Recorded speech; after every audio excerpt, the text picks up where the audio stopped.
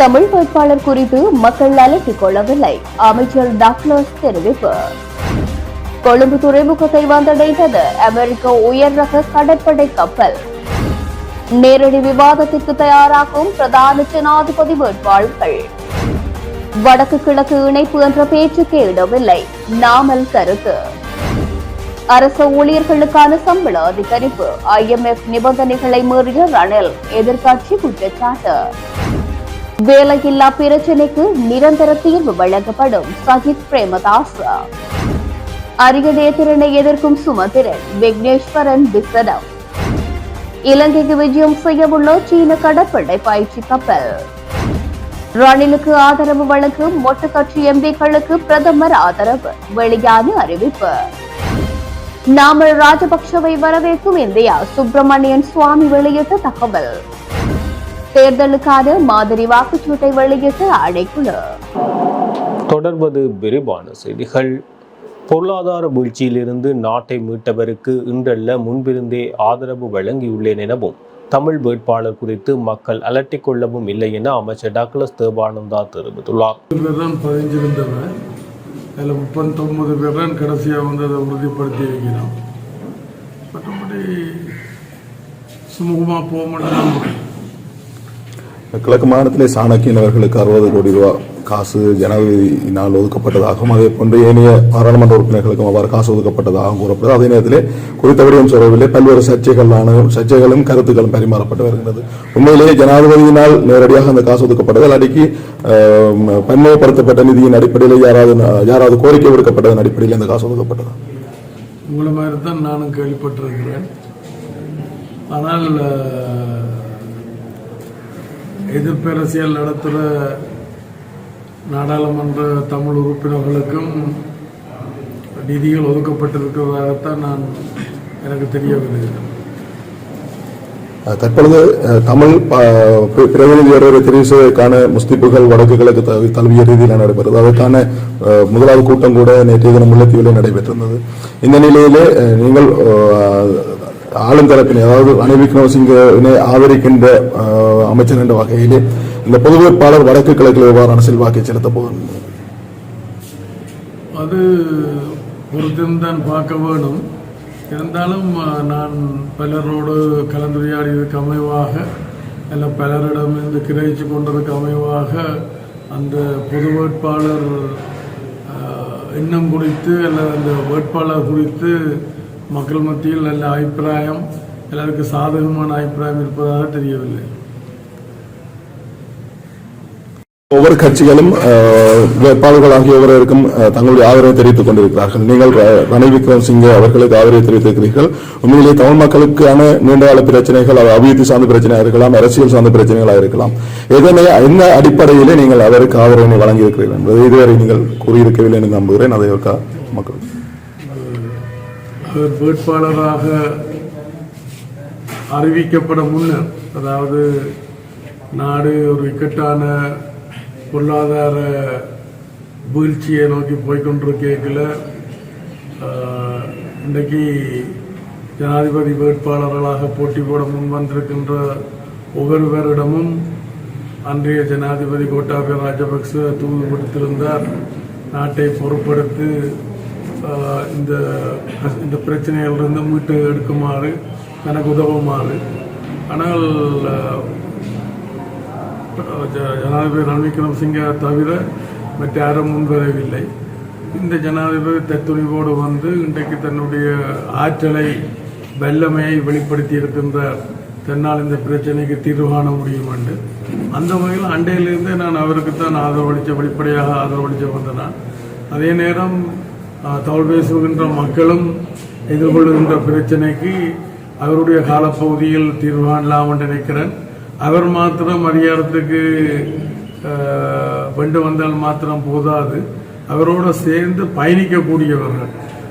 அதாவது இப்போ நான் EPDP எடுத்துக்கொண்டால் ஜனாதிபதி தேர்தல் முடிந்து நடக்க இருக்கின்ற நாடாளுமன்ற தேர்தலையும் EPDPக்கு கணிசமான வாக்குகளும் ஆசனங்களும் கிடைக்குமாக இருந்தால் ஜனாதிபதி ரணில் விக்ரமசிங்கனுடைய வெற்றிக்கு பிறகு நாங்கள் வெகு விரைவாக எங்களுடைய மக்கள் நீண்ட காலமாக எதிர்கொண்டு வந்த பிரச்சனைகளுக்கும் ஒரு குறுகிய காலத்துக்கு தீர்வு காணலாம் என்று நான் நம்புகிறேன். அந்த வகையில் நான் ஆதரிக்கிறதுக்கு அது ஒரு பிரதான காரணம்.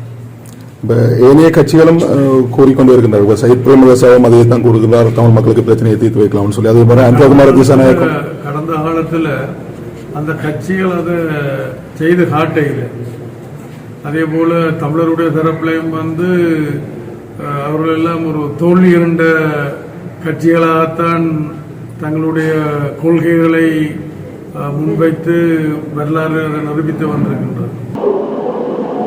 அமெரிக்க கடற்படைக்கு சொந்தமான US சூப்பரன்ஸ் என்ற கப்பல் கொழும்பு துறைமுகத்தை வந்தடைந்துள்ளது.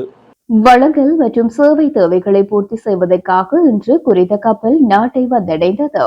இலங்கை கடற்படையின் வரவேற்புடன் கொழும்பு துறைமுகத்திற்கு நங்கூரமிடப்பட்டு ஆர்லி பர்க் கிளாஸ் டெஸ்ட்ரோயர் USS பொரோசஸ் கப்பலானது 160 மீட்டர் நீளம் கொண்டுள்ளதுடன் மொத்தம் 338 பணியாளர்களை கொண்டு இயக்கப்படுகின்றது.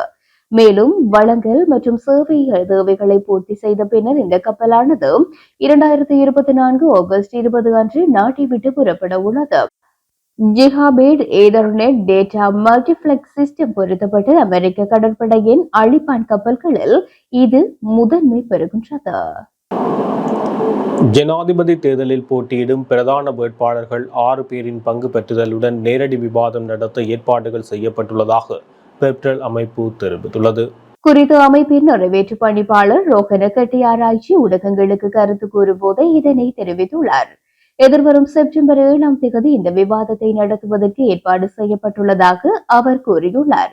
பிரதான வேட்பாளர்களான ரணில் விக்ரமசிங்க, அனுரகுமார திசுநாயக்க, சஜித் பிரேமதாச, நாமல் ராஜபக்ஷ, திலீப் ஜெயவீர மற்றும் அரியநேத்திரன் ஆகியோருக்கு இதில் அழைப்பு விடுக்கப்பட்டுள்ளது. இந்த விவாதத்தை அனைத்து இலத்திரனியல் தொலைக்காட்சிகள் மற்றும் சமூக ஊடக வலையமைப்புகள் ஊடாக நேரடியாக ஒளிபரப்புவதற்கு திட்டமிடப்பட்டுள்ளதாக ரோகன கெட்டியாராய்ச்சி தெரிவித்துள்ளார். வடக்கு கிழக்கினை இணைக்க அனுமதிக்க மாட்டோம் என ஸ்ரீலங்கா புதியன பெரமுனவின் ஜனாதிபதி வேட்பாளர் நாமல் ராஜபக்ச அறிவித்துள்ளார். பேருவளையில் நேற்று இடம்பெற்ற ஆதரவாளர்கள் சந்திப்பில் கலந்து கொண்டு கருத்து வெளியிட்ட போது அவர் மேற்கண்டவாறு தெரிவித்தார். இணைந்த வடக்கு கிழக்கில் அதிகார பகிர்வு என்ற விடயம் தற்போது கோரிக்கையாக முன்வைக்கப்பட்டு வருகின்றது. இந்த நிலையில் இணைந்த வடகிழக்கில் அதிகார பகிர்வு என்ற விடயத்திற்கு தாம் ஆதரவு வழங்கப் போவதில்லை என தெரிவித்தார். இதேவேளை வடக்கு கிழக்கிற்கு காணி காவல்துறை அதிகாரங்கள் வழங்கப்பட மாட்டாது என தெரிவித்திருந்தமையும் குறிப்பிடத்தக்கது. சர்வதேச நாணய நிதியத்தின் நிபந்தனைகளை பாதுகாப்பதாக உறுதியளித்த ஜனாதிபதி ரணில் விக்ரமசிங்க தற்போது அவற்றை மீறியுள்ளதாக ஐக்கிய மக்கள் சக்தியின் பாராளுமன்ற உறுப்பினர் ஹசன் சில்வா குற்றம் சாட்டியுள்ளார். கொழும்பில் இடம்பெற்ற செய்தியாளர் சந்திப்பில் அவர் இதனை குறிப்பிட்டுள்ளார். அனுராதபுரத்தில் உரையாற்றிய ஜனாதிபதி அரசு பணியாளர்களுக்கான சம்பளத்தை 25,000 ரூபாவாக அதிகரித்துள்ளதாக தெரிவித்துள்ளார். எனினும் தற்போது 17,000 ரூபாவாக உள்ள அரசு பணியாளர்களுக்கான வாழ்க்கை செலவு கொடுப்பனவே 25,000 அதிகரிக்க உள்ளதாகவும் கூறியுள்ளார். அத்துடன் பொருளாதார மீழ்ச்சியை அடைந்து வரும் சந்தர்ப்பத்தில் அரசு பணியாளர்களுக்கான சம்பளத்தை அதிகரிக்க முடியாது என கூறிய ஜனாதிபதி தேர்தல் நெருங்கும் நேரத்தில் இவ்வாறான வாக்குறுதிகளை வழங்குகின்றார் எனவும் கேள்வி எழுப்பியுள்ளார். அவரின் அந்த மாற்றம் தற்போது அவருடன் இணைந்துள்ள சிலரின் அறிவுறுத்தலுக்கு அமைய மேற்கொள்ளப்படுகின்றதா என்பது தெரியவில்லை என்பதுடன் ஜனாதிபதி பொறுப்புடன் கூறிய கருத்துக்களை தற்போது பொறுப்பற்ற விதத்தில் கூறி வருகின்றார் எனவும் தெரிவித்துள்ளார். தனது ஆட்சியில் வேலையில்லா பிரச்சினைக்கு நிரந்தர தீர்வு வழங்க நடவடிக்கை எடுக்கப்படும் என எதிர்க்கட்சித் தலைவரும் ஐக்கிய மக்கள் கூட்டணியின் ஜனாதிபதி வேட்பாளருமான சையத் பிரேமதாச தெரிவித்துள்ளார். நாவலப்பேட்டையில் இடம்பெற்ற ஐக்கிய மக்கள் கூட்டணியின் தேர்தல் பிரச்சார கூட்டத்தில் கலந்து கொண்டு உரையாற்றிய போதே சஜித் பிரேமதாச இவ்வாறு தெரிவித்துள்ளார். இதுகுறித்து அவர் மேலும் தெரிவித்துள்ளதாவது: எமது ஆட்சியில் பல மாற்றங்களை ஏற்படுத்த உள்ளோம். குறிப்பாக ஜனாதிபதி செயலகத்தை ஒரே இடத்தில் இயங்கும் நிலையமாக மாற்ற உள்ளோம். நாட்டில் முதலீடு செய்ய வரும் முதலீட்டாளர்களுக்கு விரைவான அங்கீகாரம் வழங்கவும் புதிய வேலை வாய்ப்புகளை உருவாக்கவும் பல தீர்மானங்களை ஏற்கனவே எடுத்துள்ளோம். மேலும் நாட்டில் உள்ள ஆயிரக்கணக்கானோருக்கு வேலை வாய்ப்பு பெற்றுக் கொடுக்கும் வேலை திட்டத்தையும் அமல்படுத்த உள்ளோம். இளைஞர் சமுதாயத்தினரின் வேலை வாய்ப்பு பிரச்சினைக்கு நிரந்தர தீர்வு வழங்க ஏற்பாடு செய்யப்படும். அத்துடன் வீடு கட்டும் கிராமங்களின் எழுச்சி என்ற புதிய திட்டத்தை இந்த நாட்டில் மீண்டும் ஆரம்பிக்க உள்ளோம் என சஜித் பிரேமதாச தெரிவித்துள்ளார். எதிர்வரும் செப்டம்பர் மாதம் 21ஆம் தேதி இடம்பெறவுள்ள ஜனாதிபதி தேர்தலில் 2 லட்சத்துக்கும் அதிகமான அரசு ஊழியர்கள் கடமையில் ஈடுபடுத்தப்பட உள்ளதாக தெரிவிக்கப்பட்டுள்ளது. தேசிய தேர்தல்கள் ஆணைக்குழுவின் தகவலின்படி மொத்தம் 2,25,000 அரசு ஊழியர்கள் கடமையில் ஈடுபடுத்தப்பட உள்ளனர். 13,000 வாக்களிப்பு நிலையங்களில் வாக்களிப்பு நடவடிக்கைகள் இடம்பெறவுள்ளதாக தேர்தல்கள் ஆணைக்குழுவின் ஆணையாளர் நாயகம் சமன் ஸ்ரீ ரத்நாயக்க தெரிவித்துள்ளார். இதேவேளை அனைத்து வேட்பாளர்களுக்கும் சின்னங்கள் வழங்கப்பட்டுள்ளதாகவும் அவர் மேலும் குறிப்பிட்டுள்ளார். இந்திய மற்றும் இலங்கை ராணுவத்துக்கு இடையில் இடம்பெற்று வரும் இருதரப்பு பயிற்சியில் K9S எனப்படும் மோப்ப நாய்களுக்கான விசேட பயிற்சி பட்டறை இடம்பெற்றது. பெல்ஜிய மலினோயிஸ் இனத்தை சேர்ந்த ஜாக் என பெயர் சூட்டப்பட்ட மோப்ப நாயை இந்திய ராணுவம் பயிற்சிக்காக இலங்கைக்கு அழைத்து வந்துள்ளது. மித்ரா சக்தி என பெயரிடப்பட்டுள்ள இந்த இருதரப்பு பயிற்சி இம்மாதம் 12ஆம் தேதி முதல் 25ஆம் தேதி வரை இலங்கை மதுரோயாவில் உள்ள ராணுவ பயிற்சி முகாமில் நடைபெற்று வருகின்றது. இந்த நிலையில் இந்திய ராணுவத்தால் அழைத்து வரப்பட்ட ஜாக் என்ற குறித்த மோப்பனாய் சுற்றி வளைத்தல், தேடுதல், போர் நடவடிக்கைகள் மற்றும் பிற பகுதிகளை சுத்தப்படுத்துதல் போன்ற குறிப்பிட்ட தந்திரோபாய நடவடிக்கைகளில் பயிற்சி பெற்றுள்ளதாக தெரிவிக்கப்படுகின்றது. குறித்த நாய் இனத்துக்கு பெரிதும் மேம்படுத்தும் லேசர் வழிகாட்டப்பட்ட வேலை நிறுத்தங்கள் மற்றும் ஆயுதங்களை கண்டறிதல் போன்ற சிறப்பு திறன்களிலும் பயிற்சி அளிக்கப்பட்டுள்ளதாக இந்திய அதிகாரிகள் தெரிவித்துள்ளனர். இலங்கைக்கு வருகை தந்துள்ள 106 பேர் கொண்ட இந்திய படையானது ரைபிள்ஸ் மற்றும் பிற ஆயுத சேவைகளின் பணியாளர்களினால் பிரதிநிதித்துவப்படுத்தப்படுகின்றது. இதில் இலங்கை அணியை இலங்கை ராணுவத்தின் கஜபா படைப்பிரிவின் உறுப்பினர்கள் பிரதிநிதித்துவப்படுத்த உள்ளனர். ஐநா ஆணையின் 7வது அத்தியாயத்தின் கீழ் துணை மரபுவழி அமைப்பின் கிளர்ச்சிக்கு எதிரான நடவடிக்கைகளை நடத்துவதற்கு இரு தரப்புகளின் கூட்டு ராணுவ திறனை மேம்படுத்துவது இந்த பயிற்சியின் நோக்கம். பயிற்சியின் போது ஒத்திகை செய்யப்படும் தந்திரோபாய பயிற்சிகள், பயங்கரவாத செயலடிக்கு பதிலளித்தல், கூட்டு கட்டளை பதவியை அமைத்தல், உளவுத்துறை மற்றும் கண்காணிப்பு நிலை அமைத்தல், ஹெலிகாப்டர் இறங்கும் தளத்தை பாதுகாத்தல், சிறிய குழுக்களை செருகுதல் மற்றும் பிரித்தெடுத்தல், சிறப்பு ஹெலிபோன் நடவடிக்கைகள், முற்றுகை முதலிய தேடுதல் மற்றும் மீட்பு நடவடிக்கைகளில் ட்ரோன்கள் மற்றும் ட்ரோன் எதிர்ப்பு அமைப்புகளை நிலைநிறுத்துவதற்கு கூடுதலாக ராணுவம் தெரிவித்துள்ளது. கோடபய ராஜபக்ச போன்ற இன்னொருவரை ஜனாதிபதியாக்க மொட்டு கட்சி உள்ளிட்ட பெரும்பான்மையான உறுப்பினர்கள் திட்டமிட்டுள்ளதாக கண்டி மாவட்ட பாராளுமன்ற உறுப்பினர் வேலுக்குமார் தெரிவித்துள்ளார். கண்டியில் நேற்று தினம் இடம்பெற்ற ஊடக சந்திப்பில் அவர் இதனை கூறியுள்ளார். அவர் மேலும் கூறுகையில், நாட்டிற்கு சரியான தலைமைத்துவத்தை வழங்கக்கூடியவர் ரணில் விக்ரமசிங்க என்ற நம்பிக்கை எனக்கு உண்டு. அதற்கு அமையவே துணிச்சலாக முன்வந்து அவரின் வெற்றிக்கு எனது ஒத்துழைப்பை வழங்கி வருகின்றேன். அது தவிர ஒரு சிலர் கூறுவது போல மதுபான சாலை அனுமதி பத்திரமோ வேறு சலுகைகளோ எனக்கு கிடைக்கவும் இல்லை. நான் அவற்றை எதிர்பார்க்கவும் இல்லை.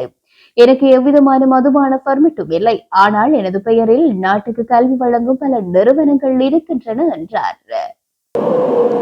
தனது அரசாங்கத்தின் கீழ் இலங்கையில் எரிபொருள் விலை குறைக்கப்படும் என தேசிய மக்கள் சக்தியின் தலைவரும் ஜனாதிபதி வேட்பாளருமான அனுரகுமார் திசாநாயக்க தெரிவித்துள்ளார். முழுமையான மறு ஆய்வு நடாத்தி அதன்படி எரிபொருள் விலையை குறைக்க முடியும் என்று அனுரகுமார உறுதியளித்துள்ளார். தேசிய மக்கள் சக்தியின் பிரச்சார கூட்டத்தில் கலந்து உரையாற்றுகையிலேயே அவர் மேற்கண்டவாறு தெரிவித்துள்ளார். அவர் தொடர்ந்து கருத்துரைக்கையில், இலங்கை பெட்ரோலிய கூட்டுத்தாபனம் இலங்கை வங்கி மற்றும் மக்கள் வங்கியுடன் $3 பில்லியன் கடனை கொண்டிருந்ததாகவும் அதனை திரைசேரி பொறுப்பேற்றுள்ளதாகவும் விளக்கினார். இதன் விளைவாக இந்த கடனை அடைக்க 1 லிட்டர் எரிபொருளுக்கு $50 நடைமுறைப்படுத்தப்பட்டுள்ளது. கடன் கிட்டத்தட்ட முழுமையாக செலுத்தப்பட்டாலும் லிட்டருக்கு $50 வசூலிப்பது தொடர்ந்து பொதுமக்களுக்கு சுமையாக உள்ளது. தேசிய மக்கள் சக்தியின் அரசாங்கம் ஒரு முழுமையான மறு ஆய்வு நடாத்தி அதன்படி எரிபொருள் விலையை குறைக்கும் என்று அவர் உறுதியளித்துள்ளார். இலங்கை தமிழர்கள் எதிர்நோக்கும் பிரச்சினைகள் தொடர்பில் சர்வதேச சமூகத்தின் கவனத்தை ஈர்ப்பதற்காக பாக்கிய செல்வம் அரியநேத்திரனை எதிர்வரும் ஜனாதிபதி தேர்தலில் சுயேட்சை வேட்பாளராக களமிறக்கியுள்ளதாக தமிழ் மக்கள் தேசிய கூட்டணியின் தலைவரும் பாராளுமன்ற உறுப்பினருமான CB விக்னேஸ்வரன் தெரிவித்துள்ளார். அரியநேத்திரனின் வேட்புமனுவை குறைமதிப்பிற்குட்படுத்தியதற்காக யாழ் மாவட்ட நாடாளுமன்ற உறுப்பினர் MA சுமந்திரன் மீது அவர் குற்றம் சாட்டினார். சுமந்திரனின் எதிர்ப்பு பொருத்தமற்றது. ஒரு காலத்தில் இணைக்கப்பட்ட வடக்கு கிழக்கு மாகாணத்தை நாங்கள் திட்டமிட்ட பிரச்சாரத்தை முன்னெடுத்து செல்கின்றோம் என்று விக்னேஸ்வரன் தெரிவித்தார். மட்டக்களப்பு மாவட்ட முன்னாள் நாடாளுமன்ற உறுப்பினர் அரியநேத்திரனுக்கு கணிசமான வாக்குகள் கிடைத்தால் அது தமிழர் பிரச்சனையை மேலும் சர்வதேச மயப்படுத்த உதவும் என விக்னேஸ்வரன் வலியுறுத்தினார். கஜேந்திரகுமார் பொன்னம்பலத்தின் அகில இலங்கை தமிழ் காங்கிரஸ் தேர்தலை புறக்கணிக்குமாறு அழுத்தம் கொடுத்ததாக நாடாளுமன்ற உறுப்பினர் விக்னேஸ்வரன் தெரிவித்தார். எவ்வாறாயினும் அரியநேத்திரன் போட்டியிட விருப்பம் தெரிவித்ததால் அவருக்கு ஆதரவளிப்பது அனைவரினதும் பொறுப்பாகும்.